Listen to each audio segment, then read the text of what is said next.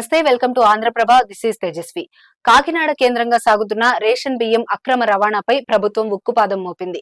పౌర సరఫరాల మంత్రి నాదెండ్ల మనోహర్ గత 2 రోజులుగా ఈ జిల్లా పరిధిలోని పలు గోదాములలో అక్రమంగా దాచి ఉంచిన రేషన్ బియ్యం నిల్వల్ని స్వయంగా పరిశీలించారు. 7 గోడౌన్లను పరిశీలించగా 6 గోడౌన్లలో అక్రమ బియ్యం ఉన్నట్లు నిర్ధారించారు. ఇందులో 2 గోడౌన్లను అక్కడికక్కడే సీజ్ చేశారు. 7,615 టన్నుల బియ్యాన్ని స్వాధీనం చేసుకున్నారు.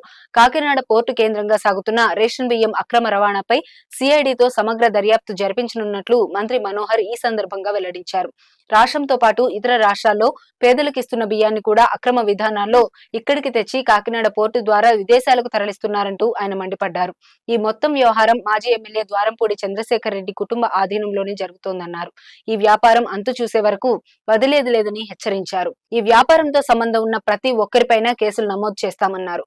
క్షేత్రస్థాయి నుంచి రేషన్ బియ్యం అక్రమ సమీకరణ, సరఫరాలతో పాటు ఈ బియ్యానికి పాలిష్ పెట్టిన రైస్ మిల్లుల యాజమాన్యాలపై కూడా కేసులు తప్పవన్నారు. సమగ్ర విచారణ అనంతరం ప్రభుత్వం కఠిన చర్యలు తీసుకుంటుందన్నారు.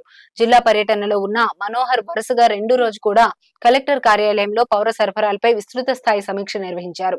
అనంతరం మీడియాతో కొద్దిసేపు మాట్లాడారు. ఈ సమీక్షలో ఆయన అధికారుల తీరును తీవ్రంగా ఎండగట్టారు. గత 5 ఏళ్లుగా పౌర సరఫరాల శాఖలో అనేక అవకతవకలు జరిగాయి. కొందరు ప్రజాప్రతినిధులు, దళారులకు అధికారులు కూడా వత్తాసు పలికారు.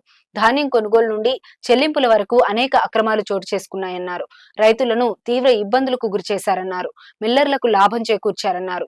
పౌర సరఫరాల శాఖలో వ్యవస్థీకృత మాఫియా రూపుదిద్దుకుంది.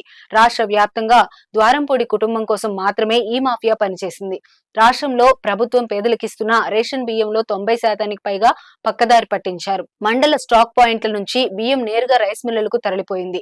ఇంటింటికి పంపిణీ చేసిన బియ్యాన్ని అక్కడికక్కడే అక్రమ వ్యాపారులు కొనుగోలు చేశారు.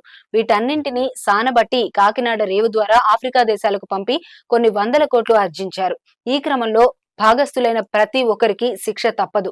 ఎవరిని వదిలే ప్రసక్తే లేదంటూ మంత్రి మనోహర్ హెచ్చరించారు. అలాగే రేషన్ బియ్యం కలిగున్న గోడౌన్ల యజమానులపై కూడా క్రిమినల్ కేసులు నమోదు చేస్తున్నట్లు తెలిపారు.